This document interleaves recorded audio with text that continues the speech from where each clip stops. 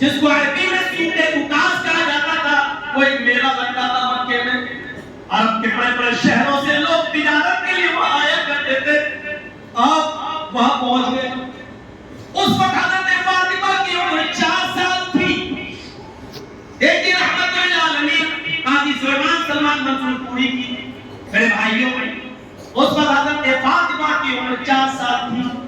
آپ اس سوق اکاس پہ پہنچ گئے اور لوگوں کو ایک اللہ کی طرف بلانے لگے، لوگوں ایک اللہ کی عبادت کرو، لا الہ الا اللہ پڑھ لو، وہی واحد کے لائق ہے۔ ایک اللہ سے جب جوڑنے لگے تو وہاں لوگوں نے اتنا مارا، اتنا مارا، اتنا مارا کہ بے ہوش ہو کے زمین کے اوپر گر پڑے۔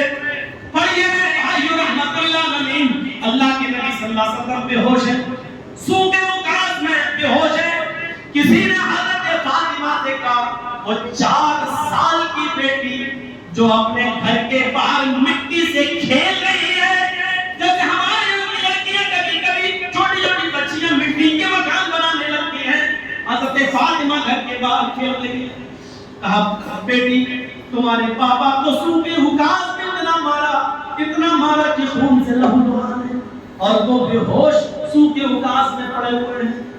حضرت فاطمہ نے اپنی اوڑھنی سنبھالی اور دوڑتی ہوئی گئی۔ میری بہنوں اور میری قوم کی بیٹیوں، اگر میری آواز تمہارے کانوں تک جا رہی ہو تو ذرا سنو، اور شرم و حیا نام کی کوئی چیز ہو تو تھوڑا سا شرما لو۔ پردہ فرض نہیں ہوا ہے ابھی، اور 4 سال کی بیٹی ہے فاطمہ۔ رحمت اللہ علیہ نے منصور پوری رحمت اللہ علیہ لکھتے، اس 4 سال کی بچی نے اپنی اوڑھنی سنبھالی۔ اس 4 سال کی بچی نے اپنی اوڑھنی کیسے سنبھالی ہوگی؟ کیا فاطمہ کے یہ ننھے ننھے ہاتھ تمہارے گالوں پر تھپڑ نہیں مار رہے ہیں؟ آئے ٹک ٹاک پہ ڈانس کرنے والی ہو، ویڈیو بنانے والی ہو، اپنے دوپٹوں کو اپنے سروں سے اتار کر پھینکنے والی ہو، ذرا تصور کرو کہ آج جتنا اچھا مجرا کر رہی ہو تمہارا باپ اتنا اچھا خوش ہو رہا ہے، جتنی اچھی تم ریل بنا رہی ہو تمہارا بھائی تمہیں اتنی مبارکباد دے رہا ہے۔ ارے دیوس کس کو کہا تھا؟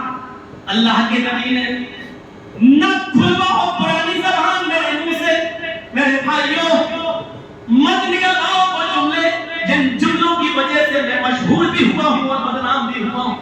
میرے بھائیوں مجھے اپنی پرانی لہر کی طرف مت مجبور کرو۔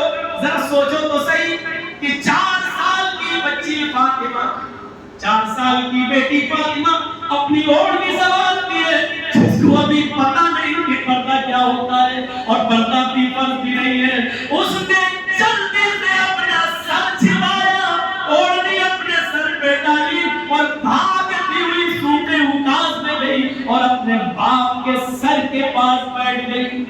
یہاں تک رحمت اللہ علیہ آگے الفاظ عبد المعاد کے ابن قیم رحمت اللہ علیہ کی بیٹھ گئی اور اپنی اوڑھنی گئی کہ دامن فاطمہ نے اٹھا لیا، اپنی اوڑھنی گئی کہ دامن اپنی فاطمہ نے اٹھا لیا اور اپنے باپ کے جمے ہوئے خون کو پوچھتی جاتی اور روتی جاتی اور روتے روتے کہتی جاتی، آئے مکے والو تم نے میرے اس بابا کو مارا ہے، تم نے میرے اس باپ کو مارا ہے جس نے زندگی میں آج تک کبھی جھوٹ نہیں بولا۔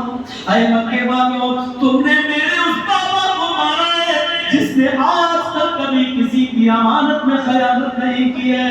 اے مکے والو تم نے میرے اس باپ کو آج مارا ہے جس نے آج تک کبھی تمہاری پنچایت میں بے انصافی کی بات نہیں کی ہے۔ اے مکے والو تم نے آج میرے اس باپ کو صرف اس لیے مارا ہے کہ وہ یہ کہتا ہے ایک اللہ کی عبادت کرو، تم نے میرے اس باپ کو اس وجہ سے مارا ہے۔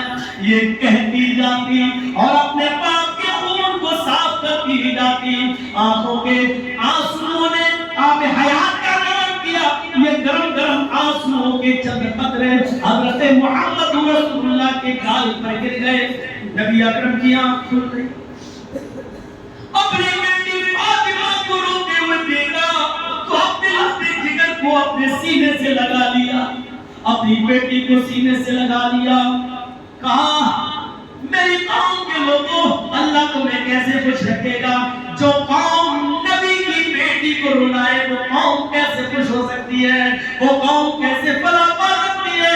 میرے بھائیو آپ نے کہا آئے مکے والوں تم کیسے فلاح پاؤ گے جس نے میری چھوٹی معصوم بچی کو بھی رلا دیا؟